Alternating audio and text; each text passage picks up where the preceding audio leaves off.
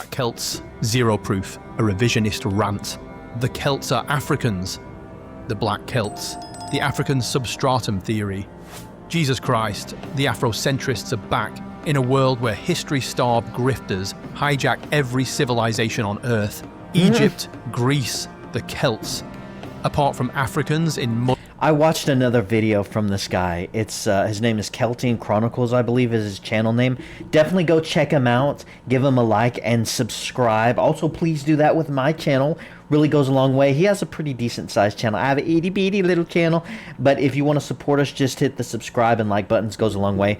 And this dude covers history. And he's covering kind of correcting the record, I guess you could say. Let's hear what he has to say. Huts, those are conveniently ignored. From the DEI-crazed communist professors who'd claim Stonehenge's Neolithic builders were African nomads, comes a con so deranged it'll gut history like an ancient aliens marathon. We was civilization Afrocentric theft. Look at this. Happy Black History Month. That's crazy. Yeah, there's a lot of this going on. Now, truth gets burned. Oh, I should have reacted to this last month. Last month was Black History Month. Oh, shucks. Live. Anyway, the Celts erupted from the iron-clad peaks and salt-hustling valleys of Central Europe, the Hallstatt and Laterne hotbeds of Austria, Switzerland, and southern Germany. They stormed into Britain and Ireland, stark naked and smeared in blue woad. Their lime-spiked hair screaming death wish as they hacked foes to pieces with a glee that'd make a Roman legion piss himself. By the first millennium BC, Britain's tribes were hosting rowdy shindigs with vagabonds from the Rhine and France, a historian's dainty way of saying they'd wine and dine any scruffy wanderer before trading swords or sweet nothing. Oh, look at that. This is a Celtic bronze sword dating from around 1000 to 800 BC. Ooh, look at that. Man, I wonder if it's green just because of the rust. Or if there's some saturation been done to the color. Man, that's interesting looking, isn't it? When Rome crashed the party, the Greeks called them Keltoi, the Romans Galli, and Caesar, that pompous git, slapped on whatever name made his battles sound like a triumph.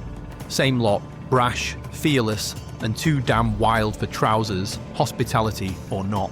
And yet, somehow this saga's been hijacked by revisionist nutters peddling a Celtic fantasy. History of the Black Celts and Vikings of Britain. The whole idea sounds really stupid to me. It's just like, Black Celts?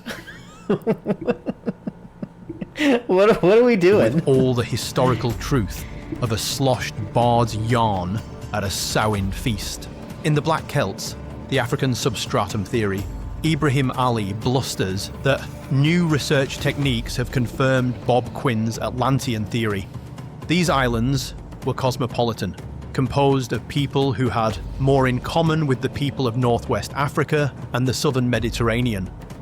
Yet Ali never names these new techniques, just regurgitating Quinn's 1980s guff about music, art, and boats sounding vaguely North African. No peer-reviewed study, DNA, or linguistics backs this tripe pure fantasy, served with a side of delusion. From there, the drivel snowballs. Ali bleats that the Gaels and Cymri spoke an African language that most likely belonged to the Hamato-Semitic family, and that the Celts are Africans. In this bonkers delusion, so weird. Most Irish, Welsh, and Scots are under the illusion that they are Celts, a fake identity invented by 18th and 19th century academics. The book even claims Iron Age Britons show a close affinity with the African Guanches, Copts of Egypt, Pompeians, and the Etruscans. Obviously not Celts. Older pseudo-historians stoke the same rot. J.A. Rogers once scrawled that there were Negroes in Britain before Julius Caesar, that the Siluras of Wales were of Phoenician or Egyptian descent, and that the word Moor always means Negro. Modern so strange. I mean, I'm sure that there, maybe were those people, scattered throughout the Roman Empire and throughout the dispersion, the Greeks and that whole, around the Mediterranean Sea. but I bet they were probably far and few between. You know, just like if you, during the biblical time, if you went over into the side where all the Greeks were and stuff, I'm sure there were Jews there, but they were by no means like the majority of the populace and stuff. Just like, it's just like, I mean, they were the exception to the rule. Like, they were truly minorities, you know? It's crazy to just do this big, broad, blanketed brush of just like, no, all the Celts, all of them, almost all of them were actually blacks. It's just like, what? Where do you get that? Centrists parrot this tosh online as if Celtic chariot riders swapped war tips with Saharan camel jockeys. But when we ditch the self-published drivel for cold, hard science, the Afro... This dude, Ahmed Ali, and then Abraham Ali. So is this guy a Jew? Centric mirage or a Muslim? Implodes. Genetic data from ancient British and Irish skeletons show around 2500 BC, the Beaker people arrived from continental Europe, carrying a mix of steppe and Neolithic ancestry. They replaced over 90% of the local population, Europeans replacing earlier farmers whose distant DNA traced back to Anatolia, not Africa. Later migrations from the lower Rhine shaped what would become the genetic base of the Celtic world. Also, the genetic base of the character creation in Skyrim for the Nordic race. Just so you know. Later Rhine migrations created the Celtic gene pool. A 2022 study smashes the nail in the coffin. We identify a large-scale migration into Britain during the Middle to Late Bronze Age with the source in the Lower Rhine. No sub-Saharan DNA in Iron Age or medieval graves. Zilch. Archaeology confirms this. Danebury, Dinas Powys and Tara's hill forts brim with European metals, pots and torques, not Sahara trinkets. As if Celtic chieftains would swap their shiny neck torques for some Timbuktu tat.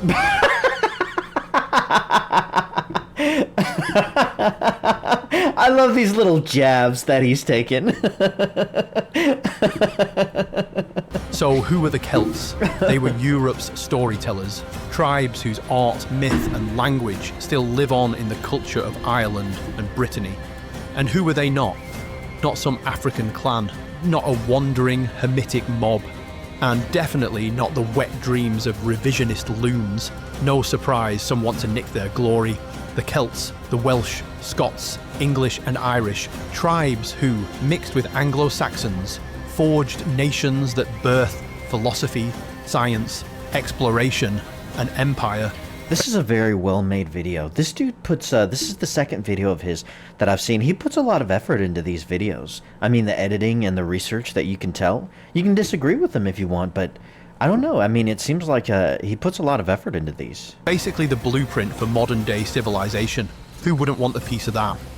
The Black Celts myth is just another sad grab at Europe's story, and it always lands on the same daft punchline. We was Celts. That's what it is. We was chosen, the Afrocentric scripture swindle. This we was idea is wonderfully straightforward. Take the Bible, cross out the original characters, scribble your own name in the margins, and voila, divine ancestry. Yeah. Enter William Saunders, Crowdy, ex-slave, part-time preacher and full-time visionary who apparently woke up one glorious Kansas morning and decided that God had just sent him a spoiler alert. African Americans are the real Israelites. That's one of the very prominent beliefs in America right now. Well, I don't know if prominent. It's a fringe group of people. It's not prominent, but it's been gaining speed, been gaining a bit of ground in the most recently years. The Black Hebrew Israelites. I've seen several debates with them and their so-called leader. He wears like a crown. I forget his name. He's not really that important enough to be remembered, but it's the silly idea that all of the true Jews are black people and that black people are going to receive a great place of honor, whereas in heaven, all the whites are going to like serve them. Like, it's this very weird kind of racist cult, pretty much. I mean, it's insane.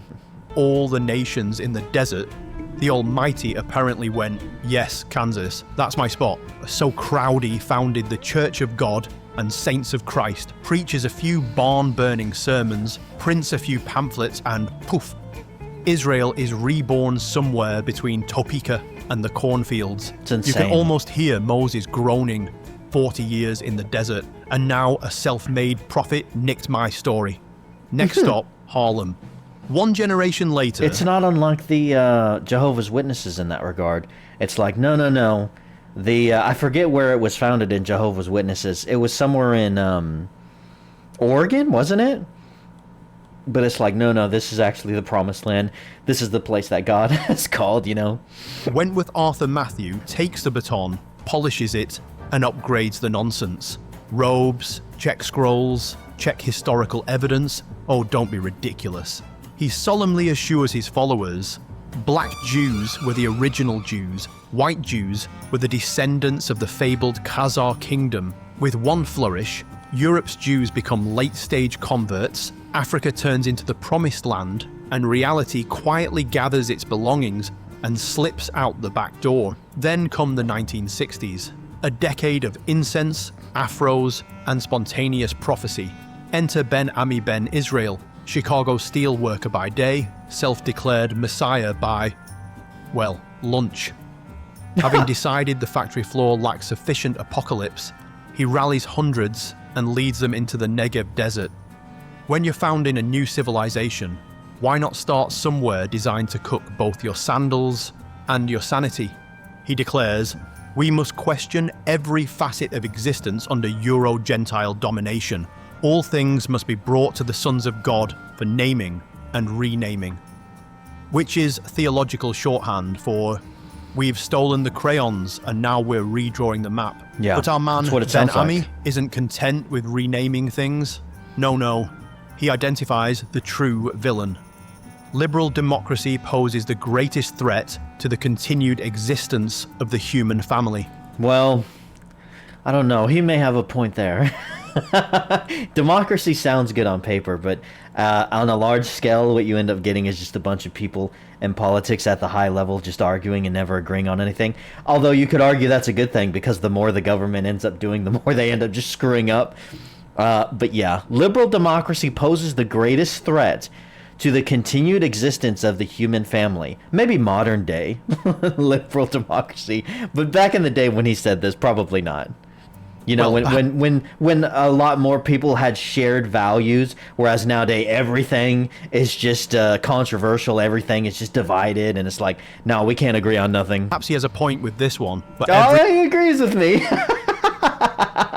This dude is base, man. Every numbskull can be right once or twice. His followers now see themselves as the righteous remnant, valiantly besieged by a wicked Euro-Gentile civilization.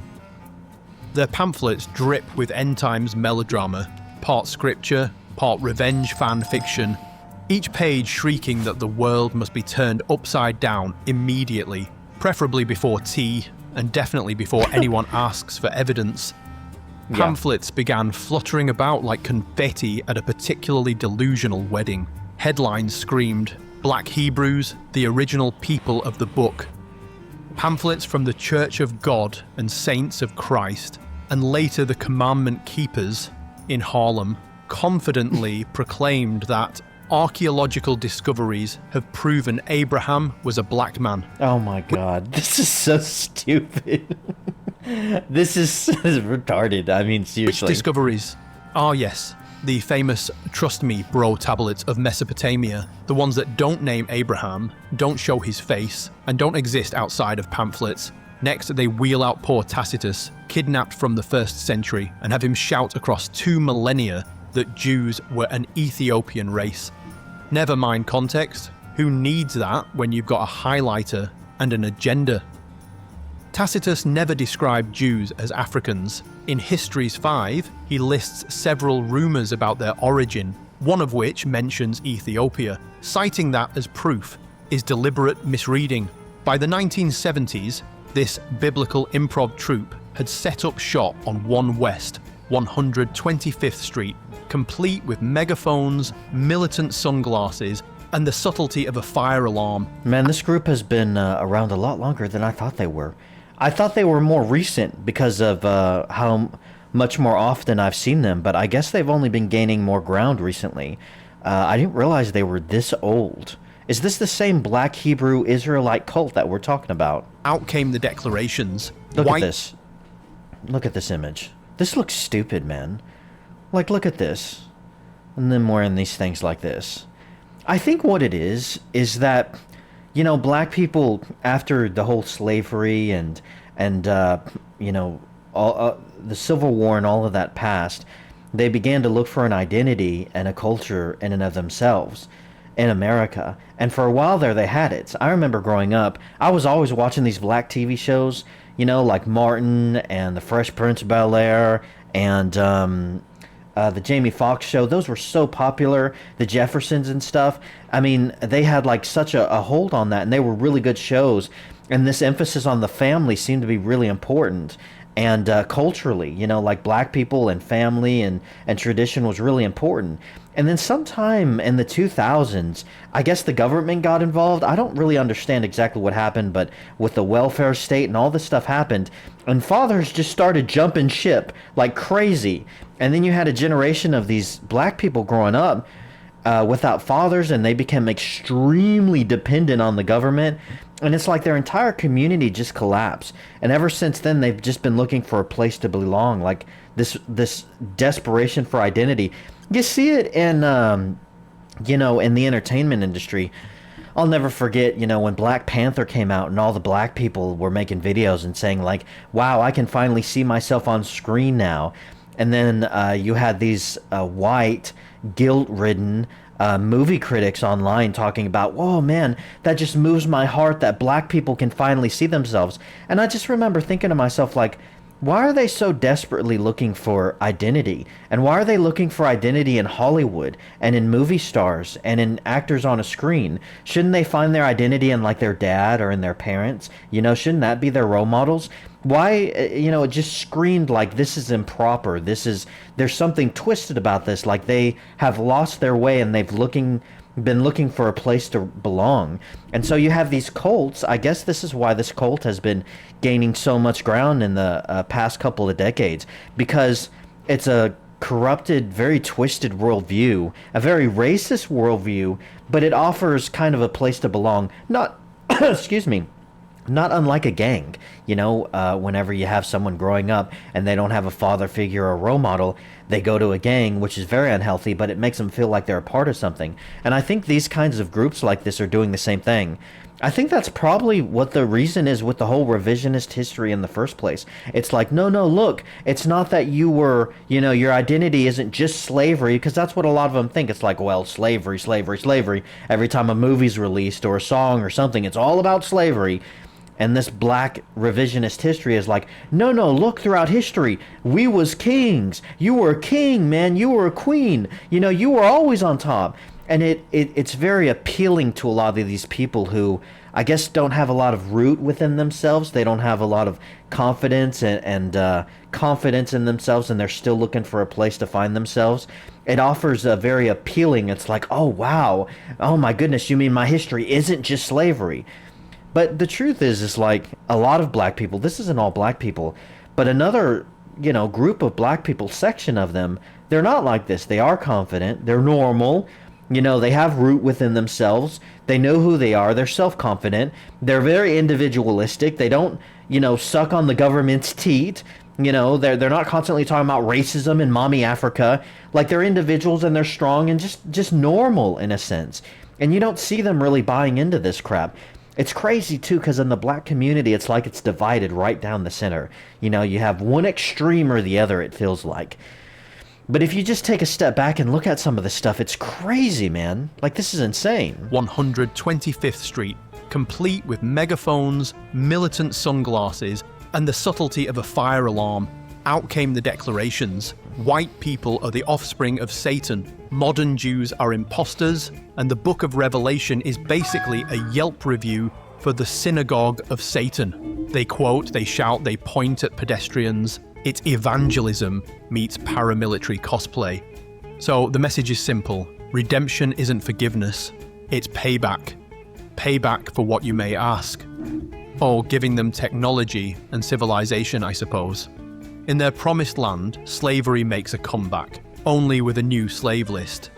Every verse they quote sounds like they're filing a complaint with God. Dorman's chosen people shows something far less divine. An identity built from fragments of borrowed glory until the mirror finally smiled back and said, "We were Hebrews."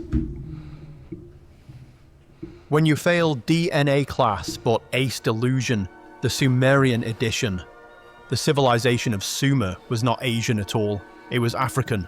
The black man carried the torch of culture from the Nile to the Euphrates. Kushite origins of Sumer and Elam, Dr. Yosef Ben Johanan. We're told the Nile handed the torch to the Euphrates, a poetic image if you ignore the part. Is that the Nile in the modern day?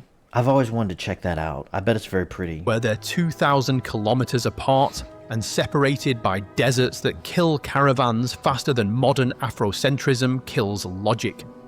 Meanwhile, the real Sumerians, whoever they were busy building the blueprint for civilization.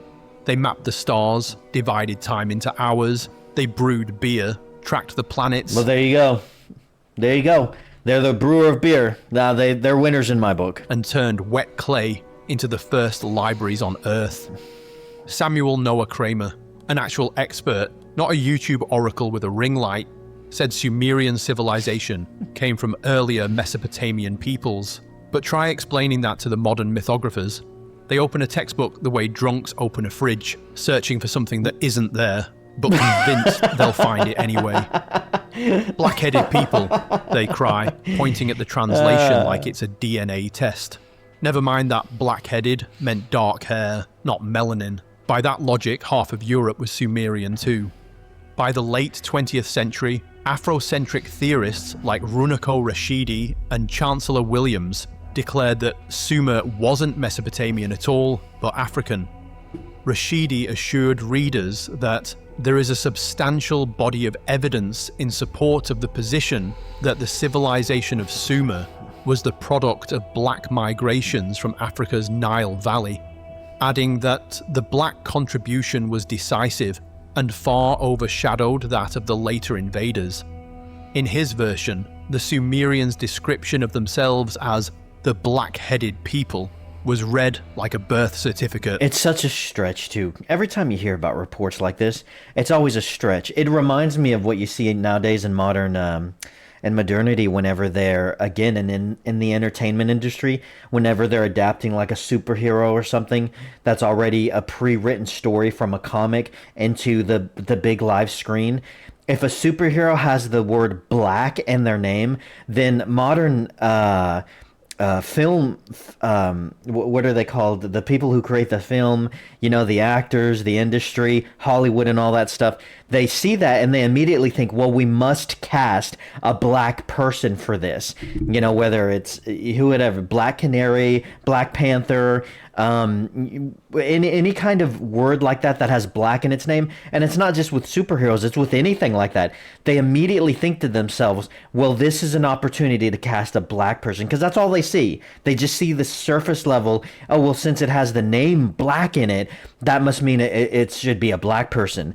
And it's like they do that with history too. They'll read something of like, well, this person has darker skin, and it's like, oh, well, they're black. And it's just like, well, that might not mean exactly what you think. It's like, they may be Celtic and lighter skin like mine, but then they look at someone who has darker skin and it might be someone who's Jewish, or someone who's Egyptian or someone who's from Spain or something, that looks kind of like a modern day Mexican or something. It's like, no. They're full blown black and the whole 9 yards. And it's just like, I don't know, like, what is this obsession with this, It's crazy. They must have been one of the many Nilotic Kushite colonies established in early Asia. Apparently, whole nations were being franchised out of the Nile. Shame the archaeology refuses to cooperate. Archaeologist Georges Roux, in ancient Iraq, obliterated the theory with one line: there is no such thing as a Sumerian race, neither in the scientific nor in the ordinary sense of the term. Sumerian, he explained, means a language, not a bloodline. The appellation Sumerians should be taken as meaning Sumerian-speaking people. And Is that the same Sumerian? Is that how it's spelled? Is it Sumerian in the Bible? Is that something different, I wonder? When they talk about the Sumerians, is that the same type of spelling? I don't know. You would think I would know this. But I wonder if this is talking about the same thing. and nothing else. All efforts to define and to assess the relations between Sumerians and Semites in other fields than philology are doomed to failure. Translation: stop being a dumbass. Look at this. What is this, magic? Is this an actual card? No. At the beginning of your upkeep, flip a coin. Use a flip target. Opponent chooses whether dumbass attacks this turn. No, I'm gonna guess Skulls not. pulled from Sumerian graves show the usual Near Eastern mix: Armenoid and Mediterranean types. The statues, bearded. Because the dude who helped Jesus carry the cross was a guy from Samaria, wasn't he? And everyone says, well, that indicates that he's black, I guess. At least that's what I've heard, you know. Stylized, generic. As Rune noted, physical features depicted on monuments are largely conventional and have therefore no real value. Only a massive tool would think it's a portrait gallery. Really, it's symbolism carved in limestone. Even the language thinks these people are a bit slow. Sumerian is a linguistic orphan, a language isolate, agglutinative in structure, related to no known tongue, African or otherwise. Rue explains, the Sumerian language is agglutinative. Thompson and Hayes showed the same pattern, structurally closer to ancient Elamite or Hurrian than anything along the Nile. The grammar doesn't migrate, it stands alone. And then there's the DNA, the Great Equalizer. Studies by Lazaridis et al. 2022 and Scortaniotti et al. 2020 found that ancient West Asians formed a Neolithic continuum of ancestry mirroring the geography of West Asia, mixing Anatolian, Caucasus and Levantine lineages, but not African ones. The earliest farmers in northern Iraq show the same pattern, as Haber et al. 2017 confirmed. Present-day Lebanese derive most of their ancestry from a Canaanite-related population, proving continuity, not invasion. The evidence couldn't be easier to see for someone with an IQ over 60. Ha! Sumer rose from West Asian soil.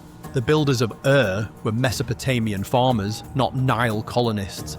Their art, their words... Ur. I believe that's where Abraham came from, isn't it? Didn't he come from Ur? They were a bunch of moon worshippers or something like that. You know, this revisionist of history, I was just wondering to myself, it's like, you know, there's a lot of interesting history in Africa. You know, there's a lot of, there apparently, from what I understand, there was this one dude who they claim was like the richest and wealthiest person to ever be alive. You know, there's interesting stuff that goes on in Africa. I don't understand. And you never hear about that. You never hear about that from like the black community. It's always just like, no. All of this other stuff that happened across the world, you know, with like Vikings and Celtics. No, it was they're all black. Everyone was actually black. Their bones, and now their genomes all say the same thing. They were homegrown.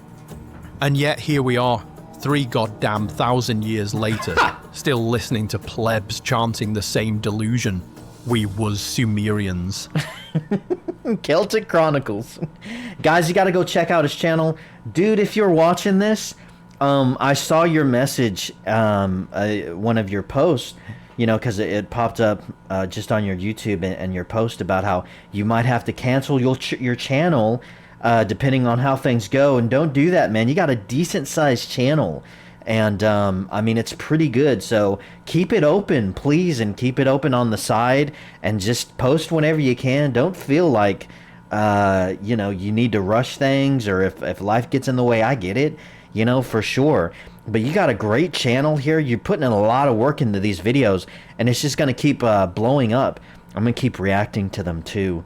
But it's good stuff, so hopefully everything goes well. But go check out Celtian Chronicles.